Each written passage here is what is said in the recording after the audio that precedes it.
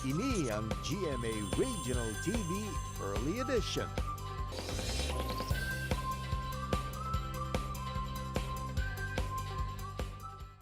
Gintukod ang Negrense Volunteers for Change kapin isa na kadekadang nagligad para magpalabot sang nutrisyon, edukasyon kag palangbuhian sa mga pigado. Isa sa mga buluhaton sini para madusong ila misyon ang paghimo sa mga produkto nga ang materyales sa probinsya lang ginakuha. Mga dekorasyon sa balay, beauty accessories kag pagkaon. Magluwas nga makabulig na sa mga pigado, madamo pang ila mahatagan sang trabaho. This morning, mga kapuso, ululupod naton nga tukibon ang mga nagkalailain nga produkto nga ginapabugal sang isang organisasyon diri sa probinsya sang Negros Occidental. Take note, mga kapuso, ang ilay nga produkto nagabulig sa madamo nga Pilipino sa bugos nga pungsod Pilipinas. Let's all welcome the President of NVC or Negrense Volunteers for Change, si Miss Millie Kilayco. Hi, Miss Millie, good morning, and welcome to GMA Regional TV Early Edition. Wow, katahom sang background mo sa bunga aga, ma'am. Kamusta? Hi, Adrian. May aga. Mayo, kid. Miss Millie, una nga pamangkot, for many years now, the Negrense Volunteers for Change has championed many advocacies for children, women, and the environment. Areho, ano gidya ang pinaka-proud ka bilang presidente sang NVC? Well, I think I'm most proud of the fact that we have gone to so many places.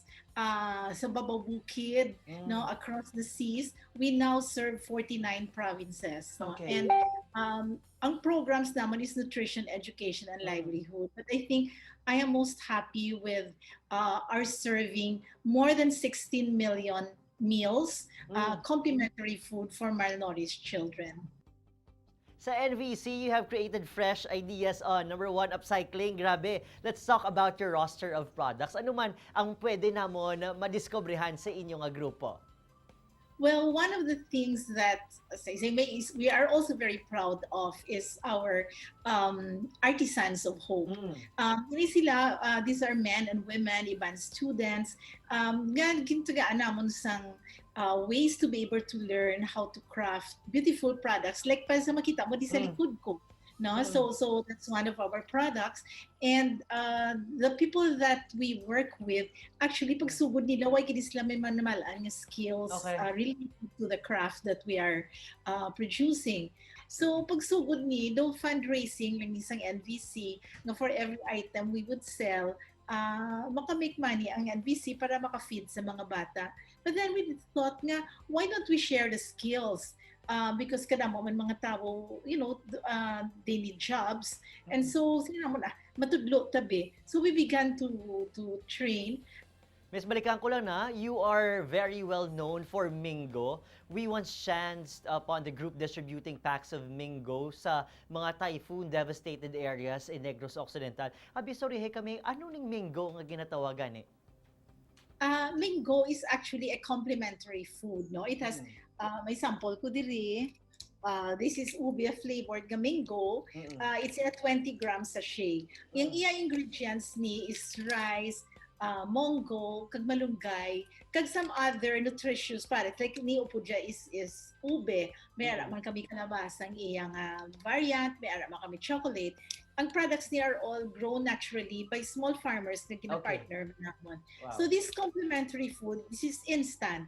So kung magdugang ka lang yung water, ilugayon mo lang, it becomes a meal, a complementary meal for somebody in the disaster relief areas, but it is also complementary food for our nutrition programs. So gina-identify namon mga malnourished nga bata ang kilanlanon sa extra nutrition and amo ni ginahatag sa ila.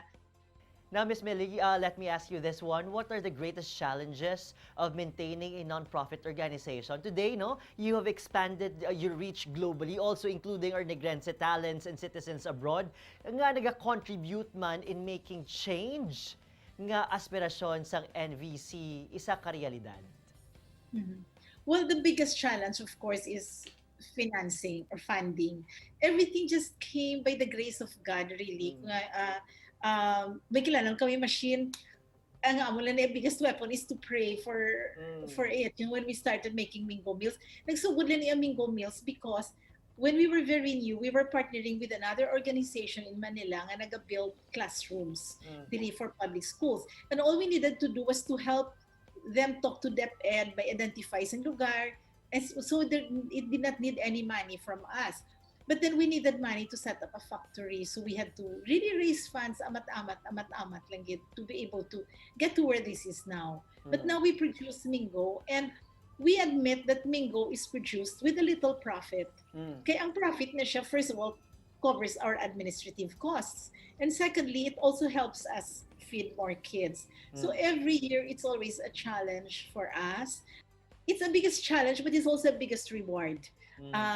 Because while we do not have lack of funding, there are also people who thank us for the opportunity to help.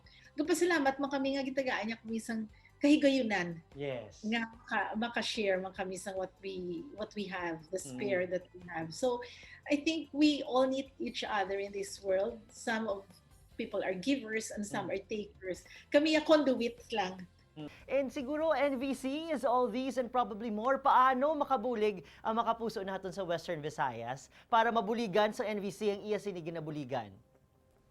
Well, first of all, we have a website or a Facebook page and an Instagram page. You can look for us, NVC Foundation. And makita mo there from the stories that there are many ways to help. No, I mean, you can give cash, you can give kind, and you can give your services. You know, being able to share from what you have at this time. But do get in touch with us either through Facebook or Instagram or through our website, because on a case-to-case basis, we can talk to you and discuss how we can help one another. Let's coordinate with NVC kung paano kita kabulig sa ila, agud sila makabulig man sa mas madamo paging nga tawo sa bugos nga pungsod Pilipinas. Miss Millie, thank you so much. Good morning. God bless you. Madamo gyud salamat, ma'am. Thank you for the opportunity. Salamat.